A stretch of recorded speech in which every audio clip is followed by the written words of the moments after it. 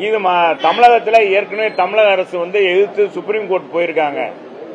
ஆனா ஆளுங்கட்சிக்காரங்களுக்கு அவங்களுடைய தலைவர் இன்னைக்கு பார்த்தா இதுல பேசுறாரு, வீடியோ கார்ல பேசுறாரு. என்ன அந்த முகாம் நடக்குதா, எவ்வளவு ஃபார்ம் கொடுத்திருக்கீங்க, எவ்வளவு ஃபார்ம் திரும்ப பெற்றிருக்காங்க, நீ எல்லாம் பணியாற்றீங்களான்னு கேட்கிறாரு. அவங்க என்ன செய்றாங்க, முகாம் வச்சிருக்காங்க, நம்மதெல்லாம் மக்கள் எல்லாருமே கொடுக்கறாங்க, நம்மகிட்ட தான் மக்கள் வாங்கிட்டு போறாங்க. அதே இது இப்ப யூடியூப்ல எல்லாம் அது வைரல் ஆயிருக்கு. வாங்கிட்டு இருக்காங்கன்னா ஒரு பகுதி செயலாளர் சொல்றாரு. இதுக்கு இது வழிவகை செஞ்சிடாதா, நாளைக்கு ஆளுங்கட்சி தவறு செஞ்சிடாதா அப்படின்னு கேட்டா அதுக்கு என்ன சொல்றாரு, அப்படி இருந்துச்சா சார், இதெல்லாம் முடிஞ்ச பிறகு டிசம்பர் 4க்கு பிறகு நீங்க நம்ம அந்த மாதிரி வாக்காளர் வந்திருந்தா ஃபார்ம் 7ல நம்ம எழுதி ஒரு வாரம் டைம் கொடுத்து அதான் நம்ம அது கேட்டு நோட்டிபிகேஷன் போட்டு நம்ம இது பண்ணிடலாம் சார் அப்படின்றார். இது எப்படி தும்ப விட்டு ஆள பிடிக்கிற காலம் இருக்கு. அது எப்படி சார் முடியும்? இறந்த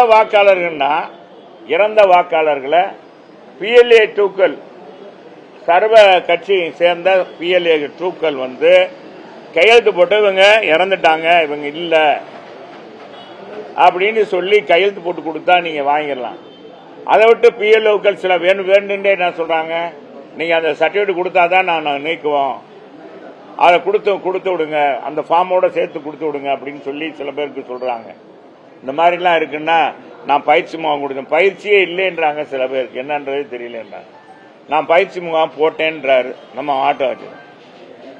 ஆனா இங்க என்ன இப்படி நடக்குதுன்றத தெரியப்படுத்துறதுக்கு தாங்க வந்திருக்கோம். இந்த மாதிரி நீங்க இதை பாத்தீங்கன்னாலே தெரியும் இதுல எவ்வளவு தூரம் பாருங்க. இது மாதிரி செய்யலாமா, இதுக்கு என்ன வழிமுறை எங்களுக்கு புரியல. நாங்க மடச்சாம்பிராணியா இருக்கோங்க, இதுல ஒன்னும் தெரிய மாட்டேங்குது.